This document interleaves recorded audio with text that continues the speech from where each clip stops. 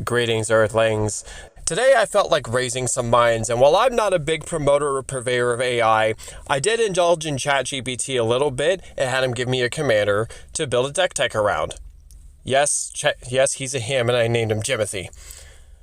But, turns out, apparently he's more sinister than I am, because he gave me my friend and yours, Villis, Broker of Blood, a whopping 8-mana 8/8 demon with flying, and the abilities where you can pay a black and 2 life to give target creature -1/-1 to end a turn. And whenever you lose life, you draw that many cards. Whew. Let's jump into this infernal sermon.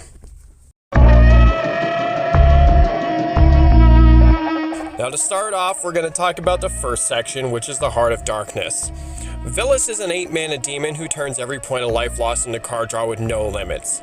Pay 1 life, draw 1 card. Crack a fetch land, draw. Bolus a Citadel, draw. Lose 10 life, draw 10 cards.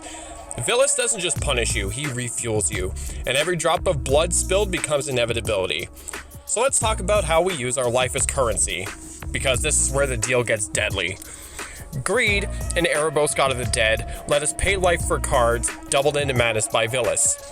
Phyrexian Arena draws a card at the beginning of your upkeep costing 1 life, but with Villis, that's 2 cards drawn. That's not an upkeep, that's a subscription service. You know, we got Necropotence that exiles cards with life, but Villis immediately rewards you with that many more cards in hand. Then of course we got Bolus's Citadel, which lets you cast off your life total, feeding both the board and Villis's Unsatiable Hunger.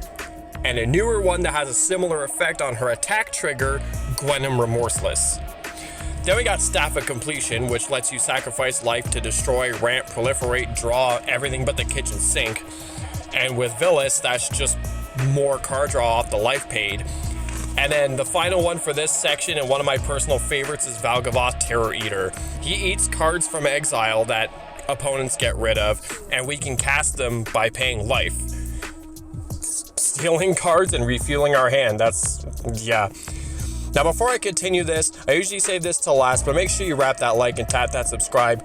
I really appreciate it. Let's continue. Our next section, we've got Tutors from the Pit.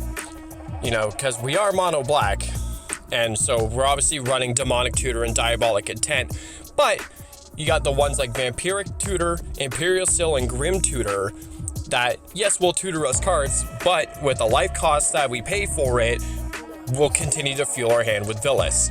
Now let's make sure we're clear. When you do this effect, if Villis is out, you tutor and then you draw the card. It's kind of broken. Now this section was something I kind of thought of at the last minute, but it kind of makes sense, and it's discard as ammunition. So we're running Scourge Familiar, who can pitch cards to generate black mana. We're gonna have so many cards in our hand that we're gonna have to use them somehow.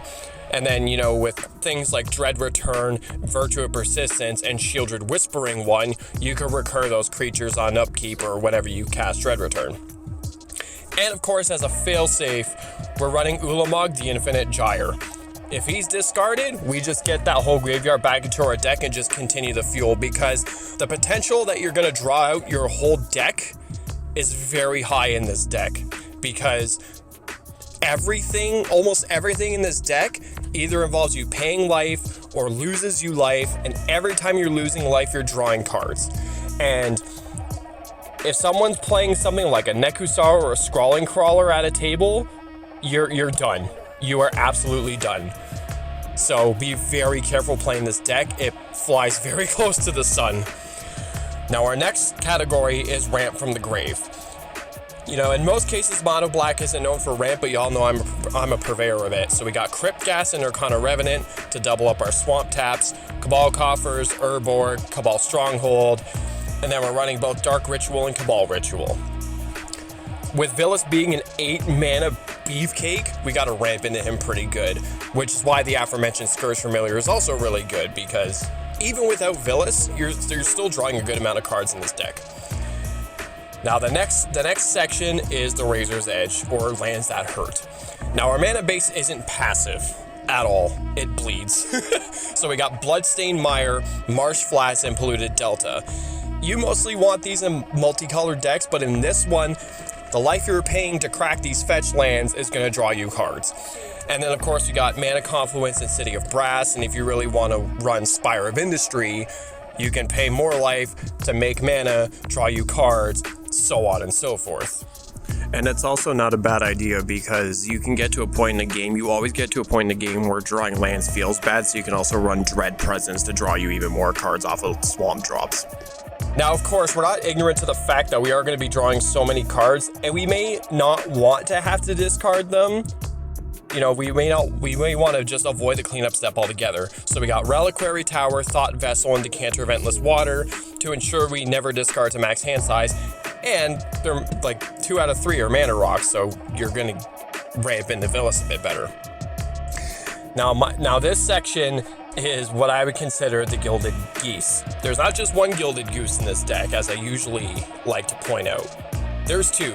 So we got Shields with the Apocalypse, obviously, because every card you draw is now going to gain you life. You're going to be net positive in life total.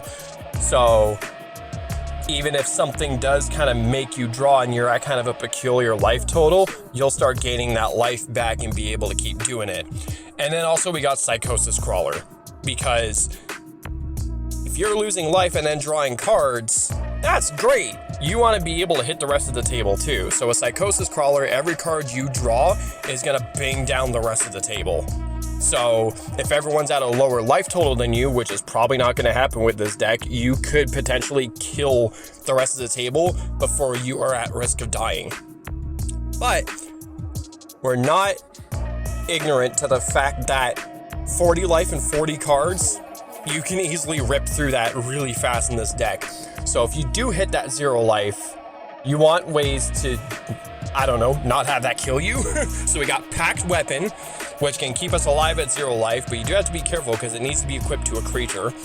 But if you attack with the creature and you get the top card of your deck and you lose life equal to its mana value, then you're just drawing more cards. Then we got Lich's Mirror, which resets you if you hit 0 life. Soul Conduit, which if you're at net negative life total and surviving, you can just pass that off to anybody else with something like Platinum Angel. And then Magus of the Mirror, or Magus, however you want to say it, which sacrifices itself to swap life totals with somebody. You know, and the fact that we're mono black card draw means that there's no way to stop us from winning if we try and draw an empty library like Jace or Thoracle or stuff like that. So that's unfortunately out of the equation. Now the last section of this is what I consider removal with a bite. So we got Feed the Swarm, Infernal Grasp, and Withering Torment. These are all removal spells that will lose you life, drawing you more cards with Villis. Now some more honorable mentions, I guess, are things that, you know, can gain you life back, like Aetherflux Reservoir, and, you know, small little lifelink creatures to kind of pad your life total in the earlier game, like Aetherborn Vampire, stuff like that. You could also run Yawgmoth Thran Physician, and in my opinion, there isn't a whole lot of sacking creatures in this deck. You could also run Curl Pit Lord, who kind of has a similar effect, but you have to pay every upkeep to keep him alive. So I kind of opted to keep those kind of cards out of here. But if you did want to run something like Yawgmoth, you could run Bitter Blossom, which every upkeep is making you a fairy and drawing you a card with Villis on board. So there's a lot of ways you can take this deck, but ultimately it's all about losing life, drawing cards, and either swapping that life total to somebody else, or, yeah, as I said, it's a deck that flies very close to the sun, which is kind of my play style. So the fact that ChatGPT was like, hey, try this, Commander, I went, okay, I hear you. But that's the deck. That's Villis. It's a deck that thrives on suffering, weaponizes life loss, and turns every drop of blood into inevitability. Like, it is not a deck for the faint of heart. It's for those who embrace death as currency and who wield pain as profit.